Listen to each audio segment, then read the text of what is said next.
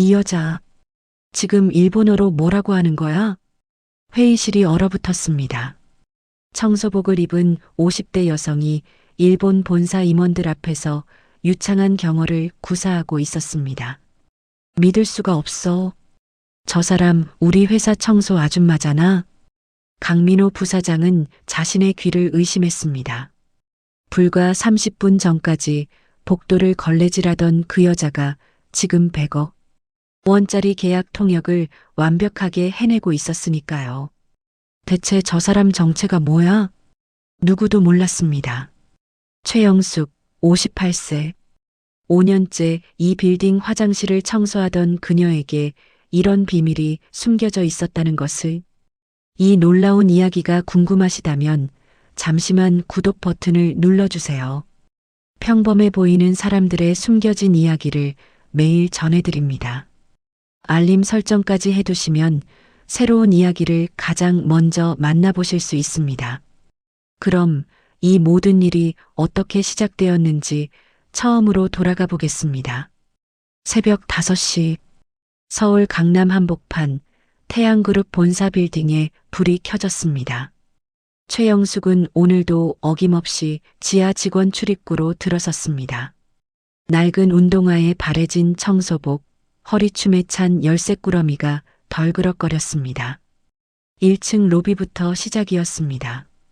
대리석 바닥을 닦고 유리문을 닫고 화장실을 청소했습니다.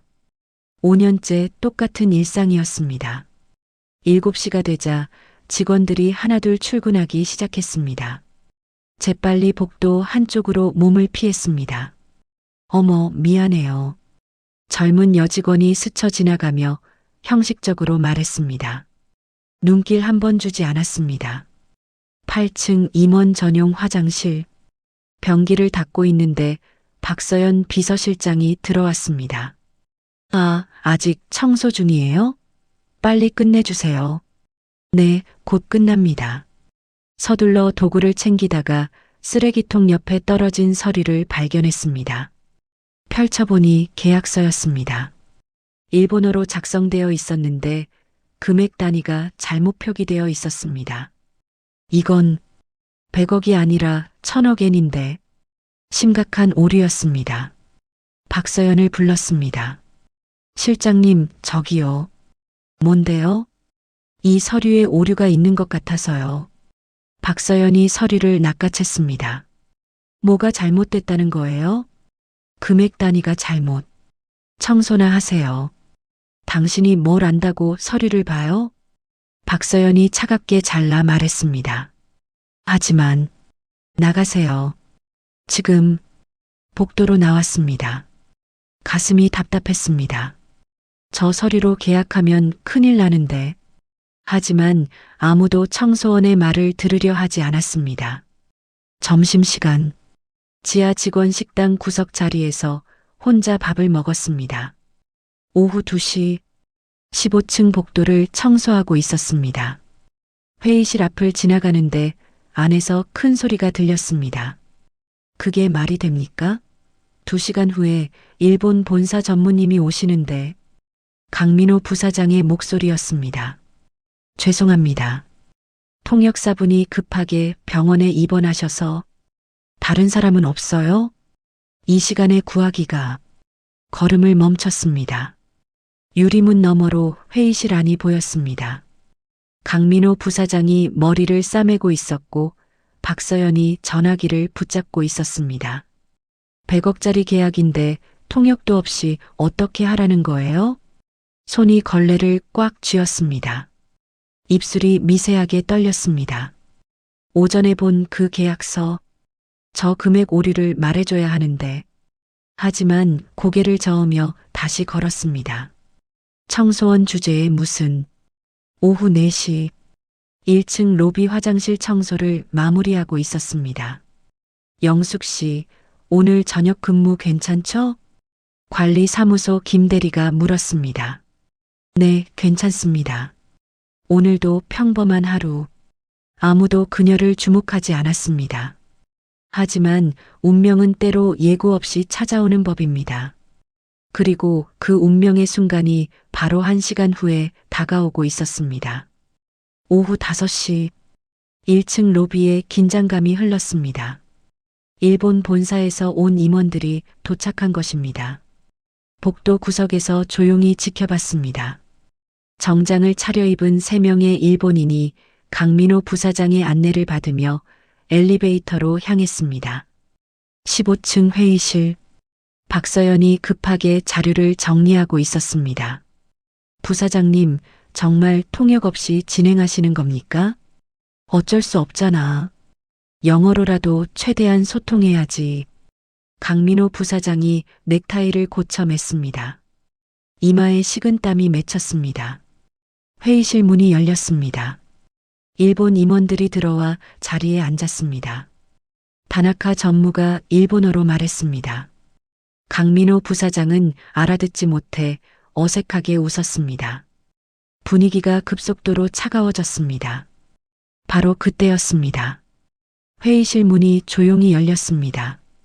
청소복을 입은 최영숙이 서 있었습니다. 모든 시선이 그녀에게 쏠렸습니다.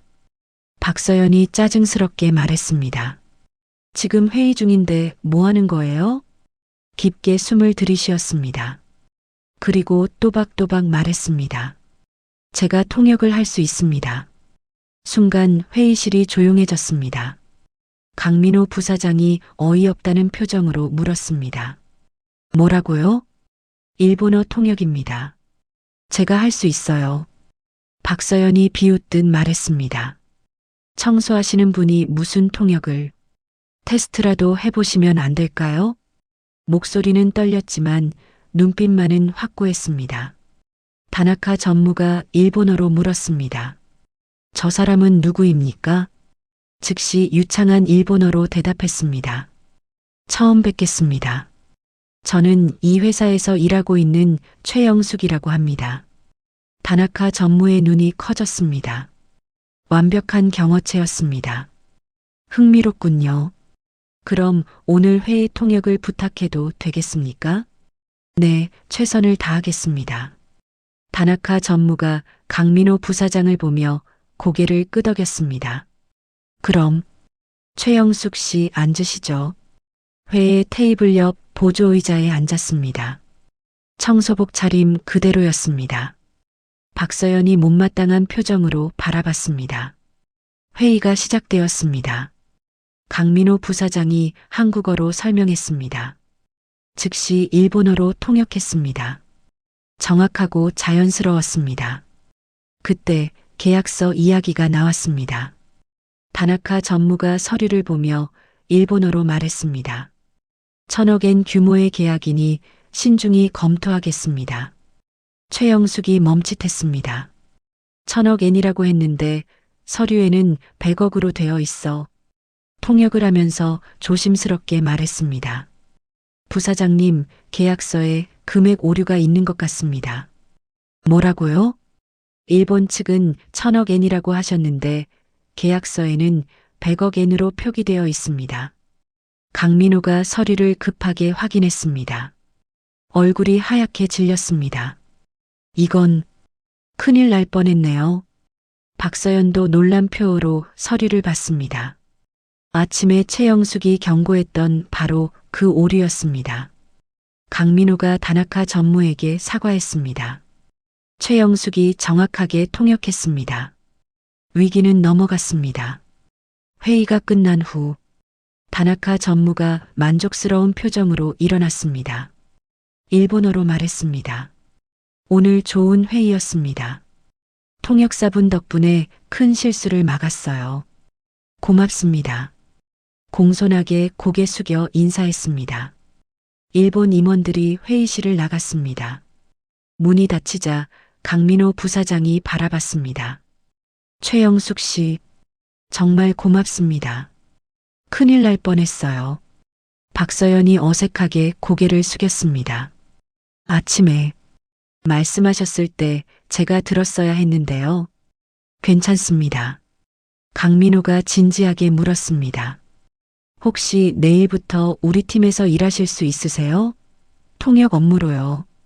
눈이 흔들렸습니다. 월급은 지금보다 훨씬 더 드릴 수 있습니다. 생각해 보시고 내일 답을 주세요. 강민호가 명함을 건넸습니다. 떨리는 손으로 명함을 받았습니다. 감사합니다. 복도에 혼자 서서 명함을 바라봤습니다. 58년 인생에서 처음으로 찾아온 두 번째 기회였습니다.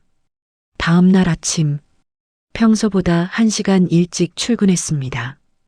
청소복이 아닌 단정한 검은색 블라우스와 회색 치마를 입었습니다. 20년 만에 꺼낸 옷이었습니다. 15층 해외사업부, 강민호 부사장 사무실 앞에서 한참을 망설였습니다. 들어오세요. 안에서 목소리가 들렸습니다. 어제 제안하신 일, 제가 해도 될까요? 물론이죠. 환영합니다. 강민호가 악수를 청했습니다. 손이 떨렸습니다. 얼마 만에 받아보는 악수인지 기억도 나지 않았습니다. 밖으로 나오니 박서연이 서 있었습니다. 이쪽으로 오세요. 복도 끝 작은 책상이 자리였습니다. 창문도 없는 구석이었습니다. 일단 여기서 시작하세요. 조용히 앉았습니다. 주변 직원들의 시선이 따가웠습니다. 저 사람이 어제 통역했다는 청소 아줌마래요. 학력은 어떻게 돼요? 이력서도 안 냈다던데요? 수군거림이 들렸지만 모른 척했습니다. 며칠이 흘렀습니다. 중국어 회의, 프랑스어 회의, 영어 회의 모두 완벽하게 소화했습니다. 직원들 사이에서 소문이 퍼졌습니다. 청소하던 사람이 UN 출신이래요. 4개 국어를 한대요. 근데 증명을 못한대요. 서류가 없다나? 일주일 후 강민호 부사장이 전 직원을 소집했습니다. 최영숙 씨를 정식 통번역 팀장으로 임명합니다. 순간 회의실이 술렁거렸습니다. 박서연의 얼굴이 굳었습니다. 부사장님, 경력 증명도 안 된 사람을 팀장으로 임명하시는 겁니까? 실력으로 충분히 증명했습니다. 하지만 절차가 그날 오후 박서연이 불렀습니다. 최 씨, 인사팀에서 이력서를 요구하는데요. 지금 쓰면 안 될까요? 경력 증명은요? 유엔에서 일했다면서요? 증명서 있어요? 말문이 막혔습니다. 20년 전 서류들 다 버렸습니다. IMF 때 남편이 돌아가시고 집을 정리하면서 모두 태워버렸습니다. 없습니다. 없다고요? 박서연의 목소리가 차가워졌습니다. 오늘 당장 증명 못하시면 해고 처분하겠습니다. 그리고 무단 침입으로 고소할 수도 있어요. 경력 사칭은 범죄니까요. 무단 침입이요? 정식 직원도 아닌 사람이 기밀 회의에 참석했잖아요. 오늘 저녁 6시까지 증명 못하시면 바로 조치 들어갑니다. 가슴이 철렁했습니다. 오늘 6시까지요? 네. 5시간 남았네요. 박서연이 냉소적으로 웃으며 돌아섰습니다. 자리에 앉았습니다. 손이 떨렸습니다. 어떻게 하지? 5시간 안에 20년 전 자료를 어떻게 찾을까? 유엔에 연락한다 해도 시차 때문에 답을 받기 어려웠습니다. 결혼 전 이름으로 일했기 때문에 더 복잡했습니다. 시간은 계속 흘러갔습니다. 오후 2시 아무 방법도 찾지 못했습니다. 그때 영국 본사 로버트 대표와 했던 화상회의가 떠올랐습니다. 혹시 급하게 이메일을 작성했습니다. 영어로 상황을 설명하고 도움을 요청했습니다. 발송. 하지만 답이 올지 확신할 수 없었습니다. 오후 3시 아무 답장도 없었습니다. 오후 4시 여전히 조용했습니다. 박서연이 지나가며 말했습니다. 2시간 남았네요. 준비하세요. 오후 5시 1시간 남았습니다. 짐을 챙기기 시작했습니다. 눈물이 흘렀지만 닦지 않았습니다. 결국 여기까지인가. 오후 5시 40분, 20분 남았습니다. 전화벨이 울렸습니다. 모르는 번호였습니다. 여보세요? 영어로 말이 들렸습니다. 미즈 최? 디스 이즈 로버트 핸더슨. 영국 본사 대표였습니다. 가슴이 뛰었습니다. 영어로 대화가 이어졌습니다. 정말요? 눈물이 쏟아졌습니다. 땡큐 소 머치. 전화가 끊어진 직후 이메일이 도착했습니다. 유엔 수석 통역사의 추천서였습니다. 공식 문서였습니다. 오후 5시 50분. 10분 남았습니다. 서류를 들고 회의실로 뛰어갔습니다. 박서연과 강민호 부사장, 인사팀장이 앉아 있었습니다. 증명 서류 가져왔습니다. 서류를 펼쳤습니다. 인사팀장이 서류를 읽었습니다. 표정이 진지해졌습니다. 이분이 현재 유엔 수석 통역사시네요.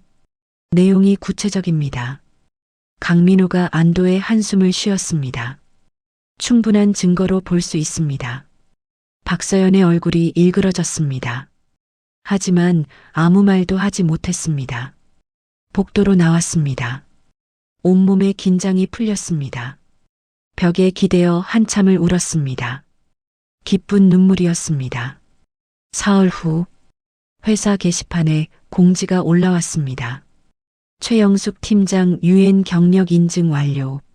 직원들 사이에서 반응이 엇갈렸습니다. 인정은 받았지만 받아들여지지는 않았습니다. 어느 날 오후 긴급 상황이 발생했습니다. 회사 기밀 자료가 유출되었다는 보고가 들어왔습니다. 전 직원 회의가 소집되었습니다.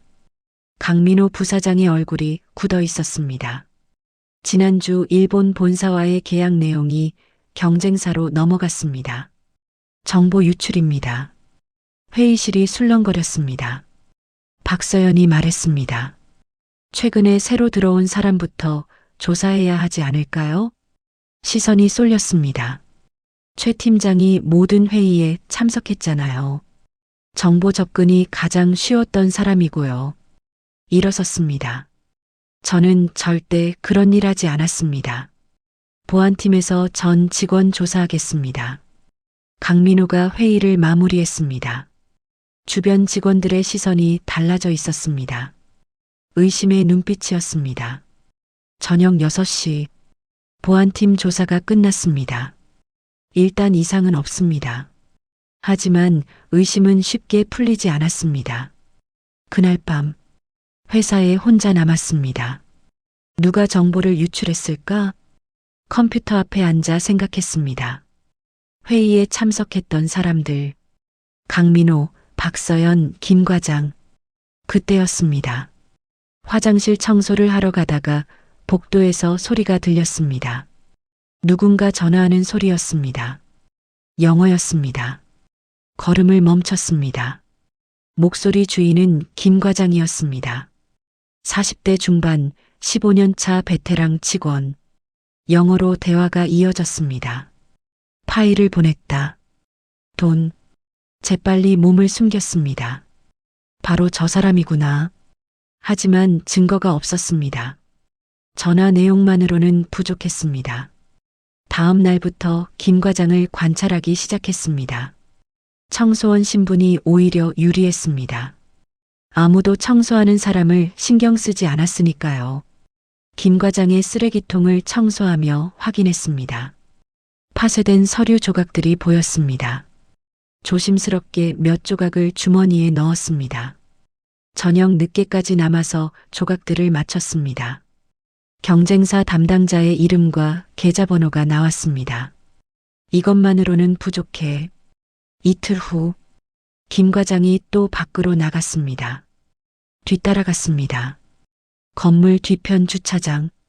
청소 도구를 들고 자연스럽게 근처를 청소하는 척했습니다. 청소원은 어디에나 있어도 이상하지 않았습니다. 김 과장이 전화를 걸었습니다. 이번에는 중국어였습니다. 핸드폰으로 녹음했습니다. 중국어로 다음 주 회의 자료 이야기를 하고 있었습니다. 돈 이야기도 나왔습니다. 전화가 끝나자 김 과장이 차 트렁크를 열었습니다. 서류 봉투를 꺼냈습니다. 그 순간을 사진으로 찍었습니다. 저녁, 강민호 부사장을 찾아갔습니다. 부사장님, 급히 보고드릴 게 있습니다. 무슨 일입니까? 정보 유출범을 찾았습니다. 강민호의 눈이 커졌습니다. 누굽니까? 김 과장입니다. 녹음 파일과 사진, 파쇄 서류를 보여줬습니다. 강민호의 얼굴이 굳었습니다. 이건 어떻게 청소하면서 발견했습니다. 아무도 청소하는 사람은 신경 쓰지 않으니까요. 다음 날 아침, 김 과장이 보안팀에 불려갔습니다. 곧 소식이 퍼졌습니다. 김 과장이 스파이였대요. 최 팀장이 잡았대요. 청소원 출신이라 청소하는 척하면서 증거를 모았대요. 분위기가 완전히 바뀌었습니다. 점심시간, 여러 직원이 다가왔습니다. 팀장님, 정말 대단하세요. 회사를 구하셨어요. 어색하게 웃었습니다. 그날 오후, 강민호가 전체 공지를 보냈습니다. 최영숙 팀장의 활약으로 내부 보안 위기를 해결했습니다. 자리에 축하 메시지가 쏟아졌습니다. 하지만 마음 한구석은 씁쓸했습니다. 이렇게 극적인 일이 있어야만 인정받는 현실이 한 달이 흘렀습니다. 이제 회사에서 인정받는 팀장이 되었습니다. 하지만 여전히 혼자였습니다. 어느 금요일 저녁, 회식 자리에서 술에 취한 박서연이 말했습니다. 최 팀장님은 정말 대단하시죠. UN 출신의 4개 국어까지 비꼬는 투였습니다. 근데 궁금한 게 있어요. 왜 그런 경력을 가진 분이 청소를 했을까요? 주변이 조용해졌습니다. 개인적인 사정입니다. 개인적인 사정? 뭔데요? 말 못할 일이에요? 강민호가 끼어들었습니다. 서연 실장, 술 그만 드세요. 전 그냥 궁금해서요. 자리에서 일어났습니다. 먼저 가보겠습니다. 집으로 가는 길, 지하철 안에서 창밖을 바라봤습니다. 집에 도착했습니다. 책상 서랍을 열었습니다. 오래된 사진들이 나왔습니다. UN 회의장에서 웃고 있는 모습, 남편과 함께 찍은 결혼 사진, 여보, 작게 중얼거렸습니다. 25년 전, 김영숙이라는 이름으로 UN에서 일했습니다.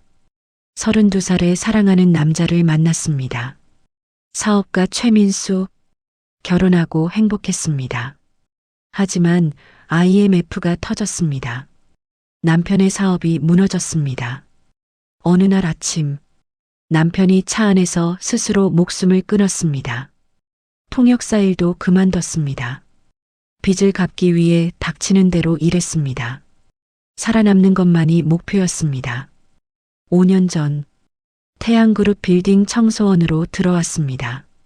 사진을 내려놓았습니다. 눈물이 흘렀습니다. 다음 날 월요일, 회사에 도착하니 분위기가 이상했습니다. 들었어요? 최 팀장님 남편이 자살했대요. IMF 때. 그래서 청소를 했대요. 얼어붙었습니다. 박서연이 다가왔습니다. 최 팀장님 힘드셨겠어요. 뭘 어떻게 궁금해서 알아봤어요. 주먹이 떨렸습니다. 그럴 권리가 없으셨습니다. 점심시간, 아무도 말을 걸지 않았습니다. 동정하는 눈빛만 가득했습니다. 화장실에 들어가 눈물을 흘렸습니다. 그때 누군가 문을 두드렸습니다. 팀장님, 저예요. 준호입니다. 이준호가 걱정스러운 얼굴로 서 있었습니다. 괜찮으세요? 들었어? 내 과거. 네. 그런데 그게 뭐 어때서요? 팀장님이 힘든 시간을 견뎌낸 거잖아요. 눈에 눈물이 맺혔습니다. 고마워. 오후 4시, 강민호 부사장이 불렀습니다. 하나 제안이 있어요. 내일 신입사원 교육이 있어요. 거기서 팀장님 이야기를 해주시면 어떨까요? 제 이야기요? 네. 진짜 이야기를요. 망설였습니다. 제가 그럴 자격이 있을까요? 충분합니다. 그날 밤 오래 생각했습니다. 이제는 당당해져야겠어. 다음 날 신입사원 교육장 30명의 젊은 얼굴들이 바라봤습니다. 오늘은 여러분께 제 이야기를 하려고 합니다. 저는 5년 전까지 이 건물 청소를 했습니다. 신입사원들의 눈이 커졌습니다. 유엔에서 15년 동안 통역사로 일했지만 IMF 때 모든 걸 잃었습니다. 남편을 잃었고 꿈도 잃었습니다. 눈물이 흘렀지만 닦지 않았습니다. 하지만 깨달았습니다. 부끄러운 건 넘어지는 게 아니라 다시 일어서지 않는 거라는 걸. 58살에도 저는 다시 시작할 수 있었어요. 박수 소리가 울려 퍼졌습니다. 모두가 일어나 박수를 쳤습니다. 울었습니다. 이번엔 기쁜 눈물이었습니다. 뒤편에 박서연도 있었습니다. 박서연의 눈에도 눈물이 맺혀 있었습니다. 강연이 끝나고 박서연이 다가왔습니다. 최 팀장님, 죄송합니다. 제가 너무 심했어요. 질투했어요. 괜찮습니다. 용서해 주세요. 그녀의 손을 잡았습니다. 우리 다시 시작해요. 두 사람은 마주보며 웃었습니다. 석 달 후, 강민호 부사장이 급하게 달려왔습니다. 최 팀장, 회장님께서 직접 찾으십니다. 회장실, 60대 중반의 백승호 회장이 앉아 계셨습니다. 제안이 하나 있습니다. 글로벌 인재 양성 프로그램을 만들려고 합니다. 책임자를 맡아주실 수 있겠습니까? 저에게요? 팀장님만한 적임자가 없어요. 생각해 보시고 답을 주세요. 그날 저녁, 오래된 사진을 꺼냈습니다. 남편과 함께 찍은 마지막 사진. 여보, 제가 해도 될까요? 그래, 해보자. 다음 날, 제안 받아들이겠습니다. 조건이 하나 있습니다.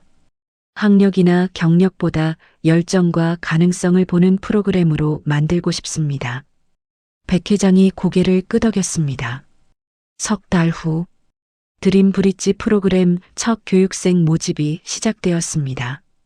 학력 무관, 경력 무관, 나이 무관. 단 배우고 싶은 열정이 있는 분. 지원자가 쏟아졌습니다.